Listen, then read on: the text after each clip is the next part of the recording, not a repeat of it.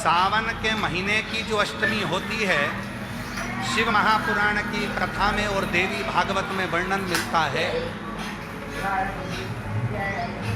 देवी भागवत में और शिव पुराण में वर्णन मिलता है, अष्ट सिद्धि नवनिधि 64 योगिनी सारी विद्या नव देवी सब सावन के महीने की अष्टमी तिथि के दिन महादेव से मिलन करने आती हैं। भगवान देवादिदेव महादेव 11 रुद्र के रूप में, 12 ज्योतिर्लिंग के रूप में, सहस्त्र नामावली के रूप में शिव उनसे मिलते हैं, उनसे मिलते हैं। वो समय होता है प्रदोष का समय, शाम का समय, जब सावन के महीने की अष्टमी तिथि पड़े, चाहे वो उजाले की पड़े चाहे अंधेरे की पड़े, अष्टमी तिथि पड़े, शाम के समय 2 दीपक, एक लंबी बत्ती का एक गोल बत्ती का, शिव के मंदिर में अपनी कामना कर कर, जो बच्चों को अच्छी नौकरी चाहिए या कोई बीमारी का हल चाहिए या धन की कमी है या कोई समस्या है, एक लंबी बत्ती किसके लिए है? जम के बोलो, देवी के लिए। गोल बत्ती किसके लिए है? देव के। 2 बत्ती घी की, गोल बत्ती को जलाओ पहले, फिर लंबी बत्ती का जो दिया हो उसकी बत्ती का मुख गोल बत्ती की ओर हो, वो बत्ती अपनी ओर नहीं हो। समझ में आ रहा है ना सबको?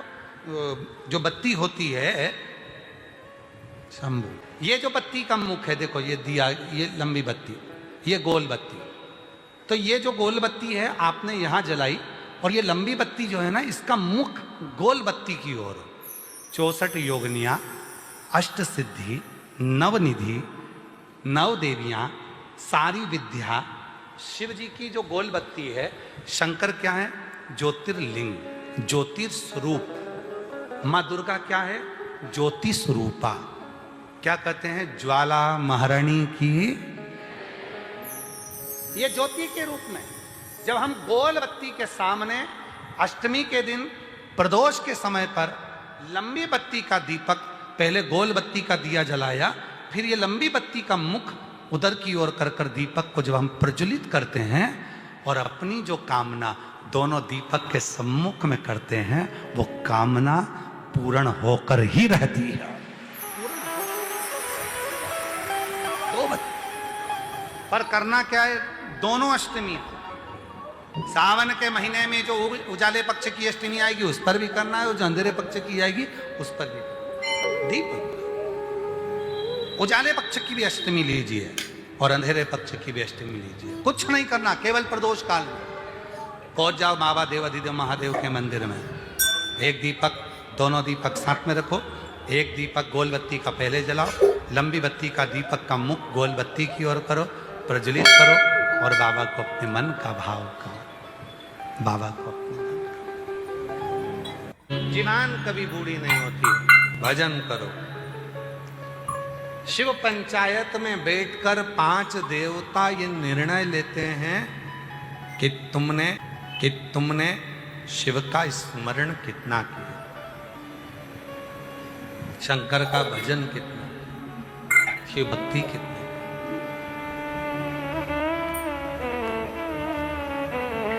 जल का पात्र लेकर जा रहे हो, घर का पूरा काम कर लो, सारा काम निपटा लो, फ्री हो जाओ, तब फिर जाओ।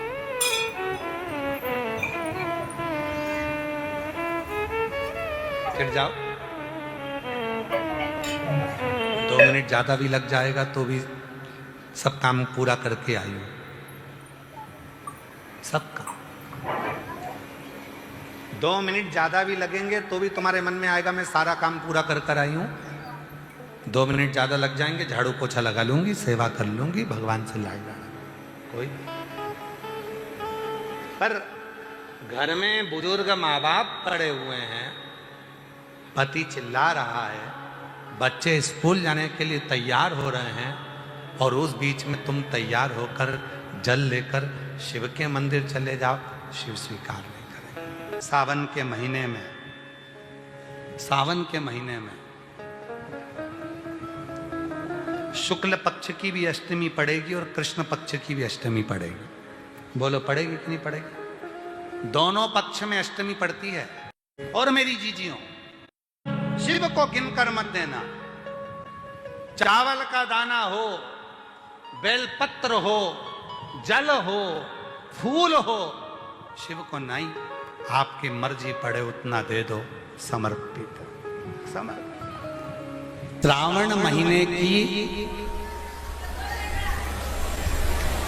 दोनों अष्टमियों में से कोई भी अष्टमी, ये भी जरूरी नहीं है कि सोमवार की ही अष्टमी थी। श्रावण महीने की दोनों अष्टमियों में से कोई भी अष्टमी को, आज भी नियम है महाराज, कोई मदिरा पान में डूबा है, कोई वेश्यावृत्ति में डूबा है, कोई मांसाहार में डूबा है, कोई गलत काम में जुए आदि में डूबा हुआ है, तुम छुड़ा कर रह गए कि मत जा, मत कर, तुम छुड़ा कर रह गए। तो शिव महापुराण का एक बड़ा सुंदर भाव वर्णन करा गया हमारा, बड़ा सुंदर भाव। महाराज, शमी के 5 पत्ते,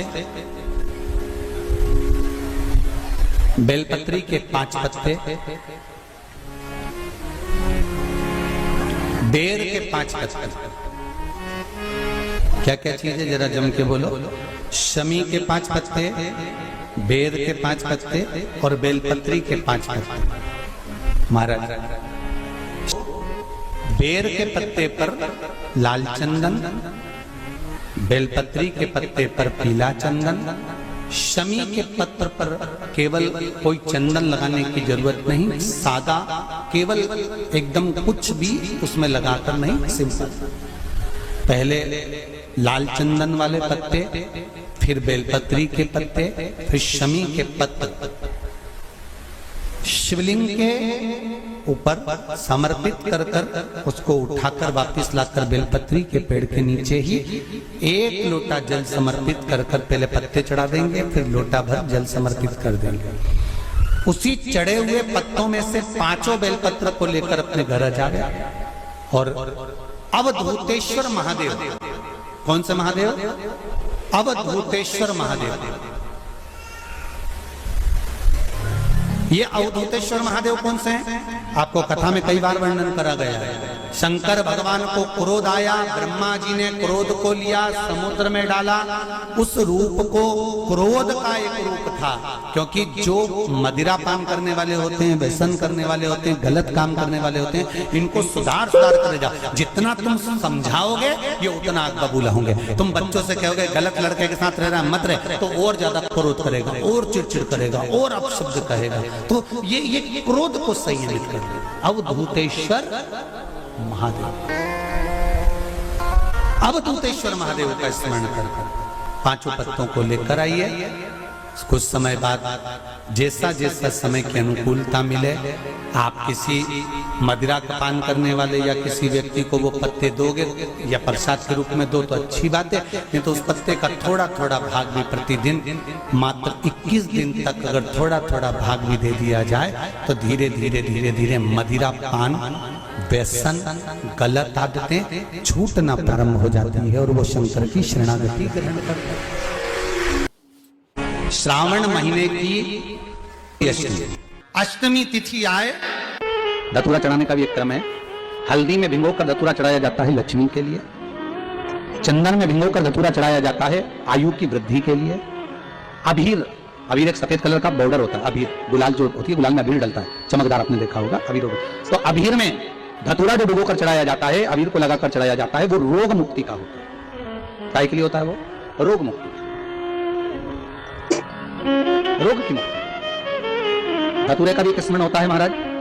बहुत भारी रोग है, बीमारी लग गई है, डॉक्टर अपना काम कर रहे हैं, घर का व्यक्ति बहुत बीमार हालत में पड़ा हुआ है, तो श्रावण महीने की बेलपत्री के वृक्ष के नीचे भी शिवलिंग का निर्माण कर धतूरा समर्पित करा जाता है, जिससे रोग से मुक्ति होती है।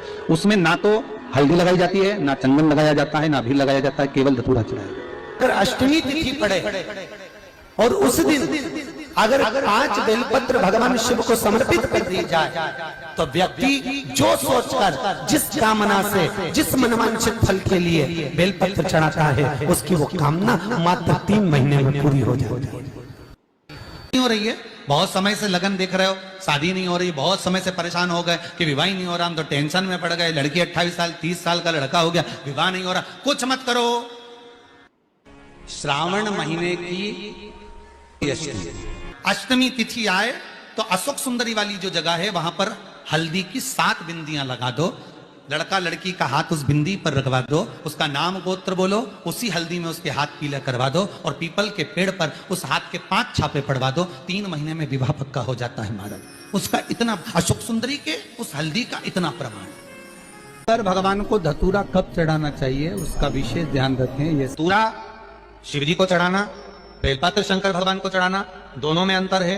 बेलपत्र आप प्रतिदिन भगवान शिव को चढ़ा सकती हो, बेलपत्र आप भगवान शंकर को रोज चढ़ा सकती हो, प्रतिदिन समर्पित कर सकती हो। पर धतूरा जो है जिसमें कांटे कांटे रहते हैं, गोल सा रहता है, उस धतूरे को हम शिव जी को जब चढ़ाएं तो विशेष ध्यान रखें कि जैसे कोई विशेष फंक्शन हो, विशेष उत्सव हो, विशेष मनोरथ हो।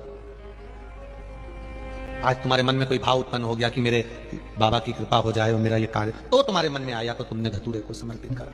धर्म की चतुर्मास के 4 महीने अगर आप व्रत नहीं कर सकते, आराधना नहीं कर सकते, पूजन नहीं कर सकते, तो देवाधिदेव महादेव ने अपना 1 महीना दिया है, श्रावण का महीना दिया। श्रावण के महीने भी पूरे महीने अभिषेक नहीं कर सकते, पूजन नहीं कर सकते, अर्चना नहीं कर सकते, तो देवाधिदेव महादेव ने श्रावण के महीने के सोमवार दिए।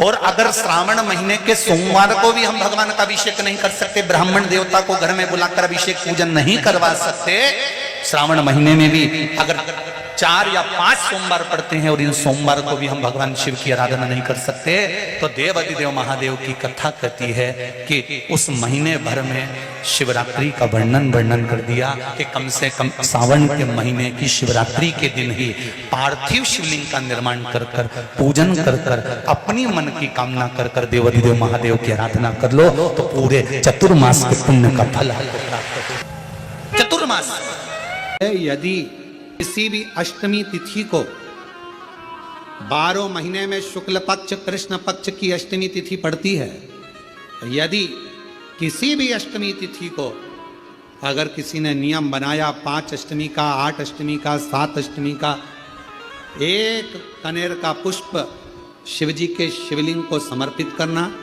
अशोक सुंदरी के स्पर्श करना, और जो जलाधारी होती है, जैसे ये शिवलिंग है, ये जलाधारी है, तो पहले शिवलिंग पर स्पर्श, फिर अशोक सुंदरी का स्पर्श, फिर जलाधारी पर कनेर का पुष्प शिव जी की ओर मुख कर कर, अर्थात जैसे मानो ये कनेर का पुष्प है तो ऐसा शिवलिंग का स्पर्श करते हुए जलाधारी पर जो समर्पित करता है, भगवान शंकर उसके मन की कामना को पूर्ण जरूर करते हैं। 1 कनेर का पुष्प तिथि या नौमी तिथि किसी भी महीने की, चाहे शुक्ल पक्ष की हो चाहे कृष्ण पक्ष की हो, अष्टमी और नौमी तिथि, ये 2 तिथियां ऐसी हैं, मान लो तुम्हारा पैसा तुमने किसी को दिया, 5 लाख, 4 लाख, 3 लाख, 10 लाख, 8 लाख, 2 लाख, 50,000, 25,000, 20,000, 40,000, और वो पैसा नहीं दे रहा आपको, आप हार गए कह के कर, फोन लगा कर, भैया दे दे रहे, परेशानी है, दे दे रहे भैया, हम तो परेशान हो गए, और हार गए, नहीं मिल रहा, बहुत परेशान।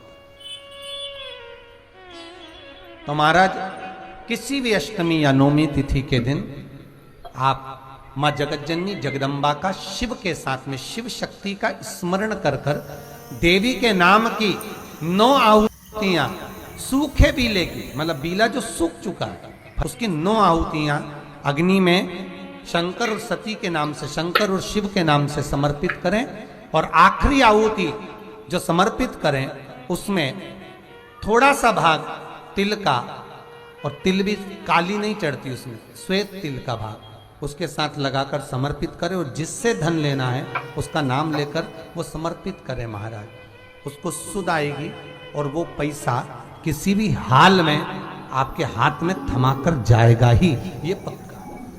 उसकी आहुतियां। और निवेदन करूंगा, अगर जिंदगी में थोड़ी सी तकलीफ है, दुख है, कष्ट है, परेशानी है, 5 कमलगट्टे, 5 बेलपत्र तांबे के लोटे में जल भरकर रख लीजिए।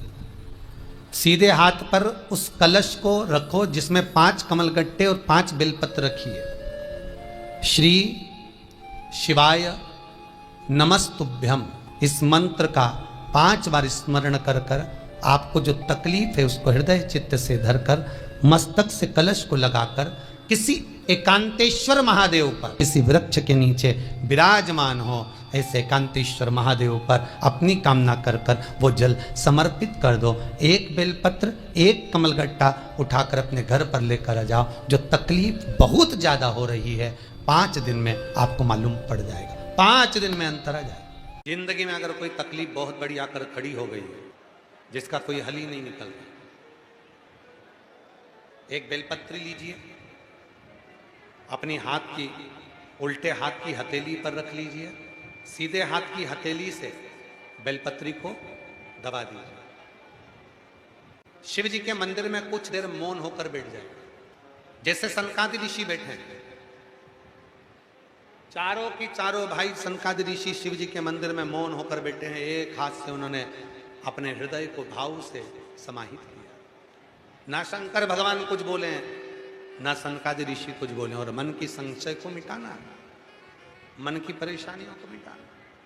हाथ रखो, 1 बेलपत्र उल्टे हाथ पर रखकर सीधे हाथ से उसको दबाकर मौन होकर कुछ देर बैठी है।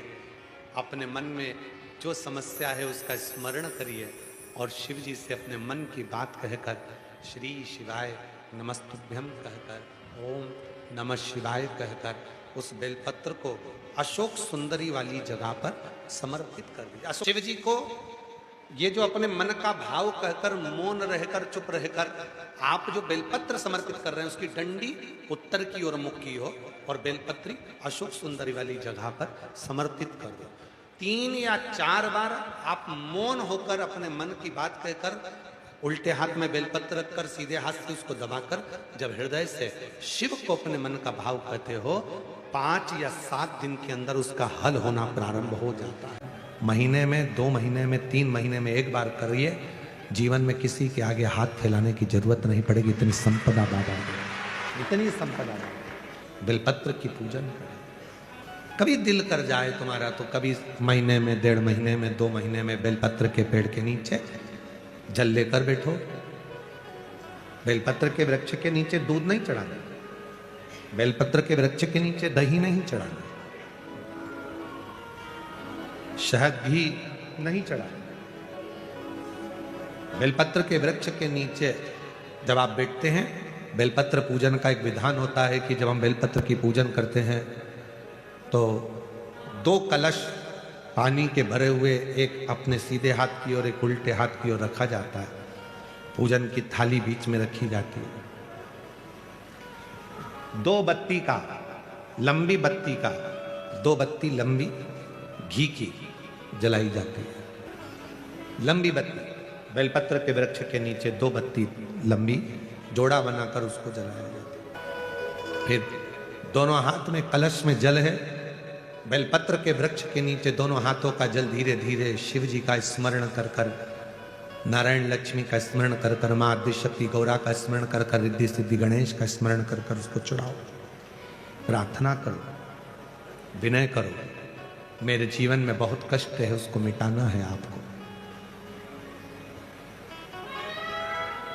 शिव आपसे प्रसन्न होते हैं, वैसे मेरी जिंदगी भी प्रसन्न करना है आपको। जल चढ़ाकर दोनों पात्रों का थोड़ा थोड़ा जल कलश में बचा लेना है, पूरा पात्र खाली नहीं करना है, दोनों को वापस रखना है। और थोड़ी सी हल्दी पीसी हुई शिव जी के उस बेलपत्र पर लगाएं, थोड़ा कुंकुम वो भी बेलपत्र पर लगाएं। 7 दाने अक्षत के, केवल 7 दाने अक्षत के बेलपत्र को छुआकर अपनी थाली में रख लें। घर पर जब जाएं तो वो 7 दाने अक्षत के और बेलपत्र के वृक्ष में जो चढ़ा हुआ थोड़ा सा जल बचाकर लाए हो, वो घर में छीट कर 7 दाने पूरे घर में डालना प्रारंभ करें। महीने में, 2 महीने में, 3 महीने में एक बार करिए, जीवन में किसी के आगे हाथ फैलाने की जरूरत नहीं पड़ेगी। इतनी संपदा बाबा की, इतनी संपदा। बेलपत्र की महत्वता को लोग जानते नहीं है। एक प्रदोष की महत्वता, एक बेलपत्र की महत्वता। सावधानी से समझना, सावन का महीना है, बहुत प्रेम से समझिएगा। शिव की परिक्रमा जो हम करते हैं, उस परिक्रमा का फल हमें बाबा कब प्रदान करते हैं, वो समझने वाला विषय। हमारे शास्त्र कहते हैं कि शंकर की 3 परिक्रमा करो, या भगवान की 3 परिक्रमा करो, या देवता की 3 परिक्रमा करो। परिक्रमा का फल कब मिलता? परिक्रमा का अंश फल कब मिलता? शिवलिंग जलाधारी मंदिर के बीचों बीच है। जब मंदिर के बीचों बीच है, नंदी बाहर है, आपने परिक्रमा करना प्रारंभ करा, पूजन करने के बाद यहाँ तक गए, यहाँ से पानी बहता है, जल बहता है, तो हम इसको लांघते नहीं है। नहीं लांघते ना, इसको लांघते नहीं है। जब हम परिक्रमा करने के लिए यहाँ तक जब पहुँचते हैं, पहुँचने के बाद यहीं से थोड़ा सा पीछे हटकर हमको शंकर के शिवलिंग के वहीं से खड़े होकर नंदी का दर्शन करना चाहिए। जब हम परिक्रमा कर कर वापिस लौटते हैं, नंदी का इस शिवलिंग के सम्मुख से जब बाहर बैठे नंदी का हम दर्शन करते हैं और वापिस अपनी जगह पर आकर खड़े होते हैं, तब हमारी परिक्रमा एक पूरी मान ली जाती है और उसका फल हमें प्राप्त होता है। उस परिक्रमा का फल, हमने शंकर भगवान की परिक्रमा करी, किसी ने कहा आदि परिक्रमा करो, हम यहाँ तक गए, यहाँ से लौटकर वापिस आ गए। उस परिक्रमा करते समय हमने नंदी का दर्शन एक बार भी नहीं करा। अगर नंदी का दर्शन नहीं करा तो उस परिक्रमा का कोई फल हमें प्राप्त नहीं हो सकता। उस परिक्रमा का कोई फल हमें प्राप्त नहीं। अब 3 परिक्रमा हमारा वर्णन किया, तो 3 परिक्रमा क्या करोगे? यहाँ वापिस आओगे, यहाँ वापिस जाओगे क्या? बोलो जम के, वापिस जाओगे क्या? नहीं।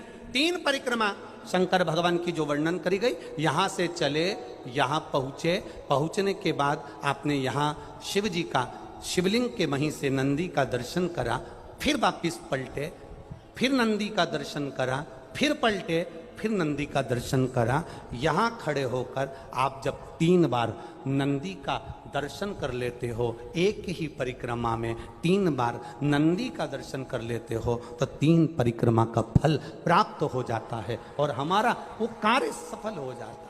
3 परिक्रमा का फल हमें प्राप्त। एक बेलपत्र, एक दुर्वा, एक चावल का दाना रखकर आपने दिल से 108 बार श्री शिवाय नमस्तुभ्यम घर में बोलो, और अपना जो पानी का स्थान होता है, मटका, हंडा, परिंदा, जिसको आप क्या बोलते हो यहाँ हमें नहीं मालूम, उसका स्पर्श कराकर आपके घर के नजदीक में जो शंकर का मंदिर हो, उस शंकर के मंदिर में उत्तर की ओर मुख कर कर वो बेलपत्र, दुर्वा, चावल का दाना शिव जी पे समर्पित कर दो। अगर लगातार 20 दिन भी आपने रोज प्रतिदिन अगर समर्पित करा है, तो 21वां दिन आपका जो भी दुख है वो धीरे धीरे कटना प्रारंभ हो ही जाए। शिवलिंग में 5 जगह ऐसी होती है जहां पर अगर चंदन का लेपन कर दिया जाता है तो विपदा, बांधा, तकलीफें, कष्ट दूर होता चले। 5 स्थान बता, उसको समझिए। शिवलिंग को अपन मान लो, इसको जलाधारी मानो, जहां से जल बहता, ठीक है। ये गोल भाग जलाधारी जिस पर शिवपिंडी रखिए, यहीं पर अपन गणेश जी, कार्तिकेय का स्थान, बीच में अशोक सुंदरी का स्थान मानो। अब इसको समझिए। 5 स्थान बताए। पहला स्थान भगवान शंकर के पूरे शिवलिंग का मध्य भाग। ये पूरा जो शिवलिंग है शिव जी का, उस शिवलिंग का मध्य भाग प्रथम। द्वितीय है जहां पर गंगा का अविरल धारा निरंतर बह रही है। द्वितीय स्थान गंगा की धारा का मूल बिंदु शिखा। पहला, दूसरा, तृतीय स्थान उसी के सामने जो जलाधारी का पटका दिख रहा हो, दिखता है जलाधारी का सामने का हिस्सा, भीतर का हिस्सा नहीं, जिस पे रखा है वो हिस्सा नहीं, सामने जो दिख रहा है। 1, 2 और तृतीय स्थान मां अंबा जगदम्बा के कंठ भाग पर चंदन का लेप। महाराज 3 स्थान ये बताए। चौथा स्थान जहां से जल नीचे गिर रहा है, जल गिरने का जो स्थान छोटा सा एक भाग रहता है, जितनी जगह रहती है उसके मध्य भाग, चतुर्थ स्थान। और 5वें नंबर का जो भाग बताया गया वो अशोक सुंदरी का स्थान। ये 5 स्थान ऐसे हैं जहां चंदन का थोड़ी सी बिंदी भी अगर हम लगा देते हैं तो कैसी भी विषम परिस्थिति हो वो टल जाती है और बाबा की कृपा होना। मन के महीने में अष्टमी तिथि आए, उन दीप को भगवान के सामने प्रज्वलित कर कर 5 दिए अपने दरवाजे के पास में बाहर की ओर रख देता है। उसके घर में कभी रोग बीमारी और लक्ष्मी की कोई कमती नहीं होती, उसका जीवन सार्थक हो जाता है। मान लो कोई व्यापार, कोई दुकान, कोई फैक्ट्री आपकी ठीक नहीं चल रही है, आप ठेला लगा रहे हो, सब्जी की दुकान लगा रहे हो, कोई दुकान खोल कर बैठे हो, कोई फैक्ट्री लगा कर बैठे हो, कोई व्यापार कर रहे हो और उस व्यापार में तुम्हें आनंद नहीं आ रहा, बहुत तकलीफ चल रही है, बहुत तकलीफ, सब कुछ करके देख लिया पर वो तकलीफ मिटी नहीं रही। तो थोड़े दिन, थोड़े समय किसी भी शंकर के मंदिर में बटकेश्वर महादेव के नाम से एक बेलपत्र चढ़ाने का तरीका जरा समझ लेंगे। आप अगर जिस दिशा में खड़े हो, अगर आप शंकर के शिवलिंग के इधर हो तो बेलपत्री का डंडी का मुख आपकी ओर होना चाहिए। आप इधर हो तो डंडी का मुख उधर हो, आप उधर हो तो डंडी का मुख उधर हो, आप इधर हैं तो डंडी का मुख इधर हो। बटकेश्वर महादेव के नाम से शंकर जी के मंदिर में एक बेलपत्री पर डंडी का मुख अपनी ओर होना चाहिए। जो डंडी है इसका मुख अपनी ओर। बटकेश्वर महादेव के नाम से एक बेलपत्र शंकर भगवान को समर्पित करो बटकेश्वर महादेव के नाम से। और बेलपत्र चढ़ाने के बाद में जो तुम्हारे कलश में जो जल है, लोटे में जो जल है, वो 7 बार, लोटे का जल 7 बार, 7 बार से मतलब है अलग से लोटा भरना नहीं है, 7 बार उसी लोटे का जल जब बेलपत्र डंडी समेत समर्पित कर दें, 7 बार उस लोटे के जल को 7 बार बटकेश्वर महादेव का नाम लेकर अपनी मन की कामना कर कर बाबा से विनती करते हुए कि बाबा मेरी ये छोटी सी अर्ज स्वीकार करते, 7 बार उस जल को चढ़ाओ। लगातार कम से कम आप 15 से 20 दिन तक लगातार बटकेश्वर महादेव के नाम से चढ़ाओगे।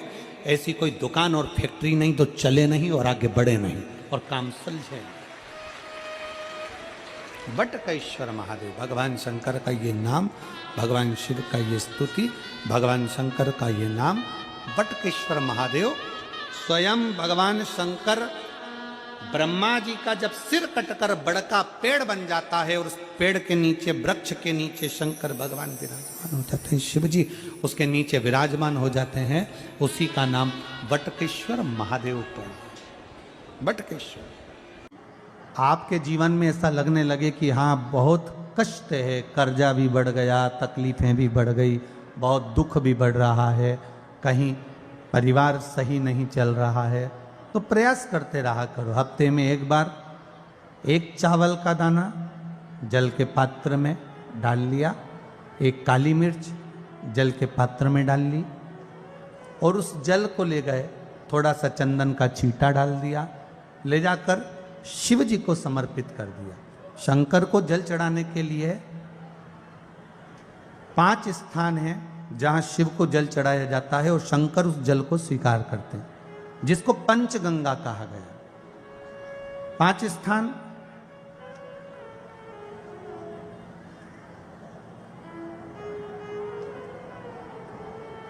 अच्छे से समझ लीजिएगा, जब भी शिव मंदिर में जाएं तो ये 5 स्थान शिव को जल चढ़ाने के लिए ये रखा है। शिवलिंग, गोल जलाधारी, ये चरण जहां से पानी नीचे की ओर जाता है। शंकर भगवान के 13 बच्चे हैं, 13 की 13 बच्चे, शिव जी का संपूर्ण परिवार, 33 कोटि देवता, 64 योगनियां, सब शिवलिंग के आसपास में। आप शंकर जी के मंदिर में जाकर ये कभी ना विचार करना कि पार्वती जी को ढूंढना पड़ेगा या गणेश जी को ढूंढना पड़ेगा या कार्तिकेय जी को ढूंढना पड़ेगा या भैरव को ढूंढना पड़ेगा। हमें शंकर के मंदिर में जाकर किसी देवता को ढूंढने की जरूरत नहीं है। जहां शंकर भगवान का शिवलिंग रखा हुआ है वो माता जी का हस्तकमल है, माता पार्वती जी का स्थान है। जहां शिवलिंग रखा है वो शंकर भगवान है।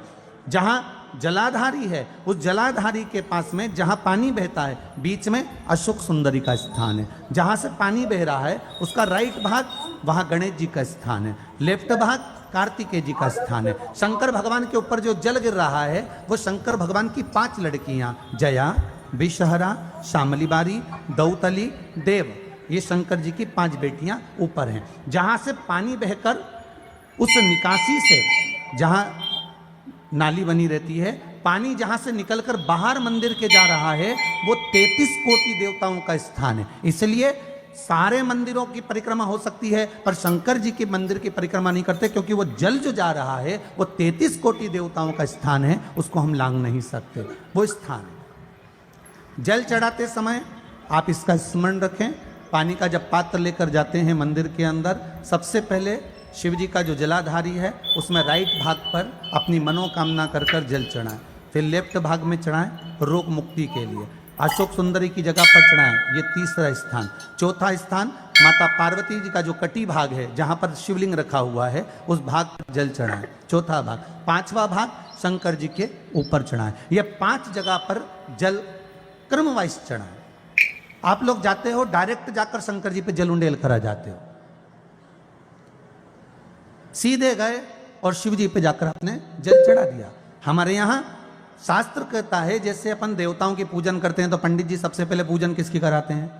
जम के बोलो जरा, गणेश जी की।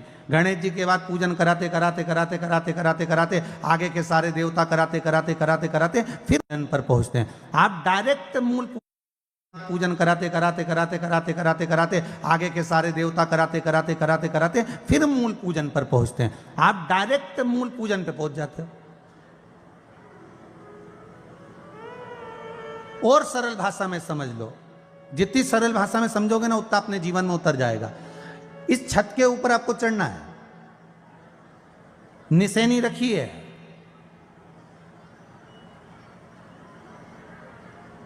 पाए लगे हुए हैं, आप कैसे चढ़ोगे? एक एक पाए पर पांव रखकर चढ़ोगे कि डायरेक्ट पहला पे रखोगे आखिरी पर? जम के बोलिए जरा, एक एक पाए पर पांव रखोगे ना कि धीरे धीरे हमको चढ़ना है। उसी तरह शिव मंदिर में पहुंचने के बाद पहला गणेश स्थान, कार्तिकेय स्थान, अशोक सुंदरी का स्थान। अशोक सुंदरी के स्थान पर जल क्यों चढ़ाया जाता है? क्योंकि भगवान शंकर की सबसे छोटी लड़की जो है वो अशोक सुंदरी है। और ये जो छोटी लड़की है अशोक सुंदरी, ये नारी को अखंड सौभाग्यता का वर प्रदान करती है। कौन सी नारी को? किस नारी को अखंड सौभाग्यता देती है? तो महाराज शास्त्र कहता है जिस नारी के भाग्य में लिखा होता है कि इसको वैधव्य होना है, इसके पति को समाप्त होना है, अगर वो नारी अशोक सुंदरी वाली जगह पर जल चढ़ा देती है तो पति पर अगर काल भी मंडरा रहा होता है तो मां अशोक सुंदरी महाकाल से कहकर काल को टाल देती है। वो अशोक सुंदरी का स्थान, वो माता अशोक सुंदरी का स्थान।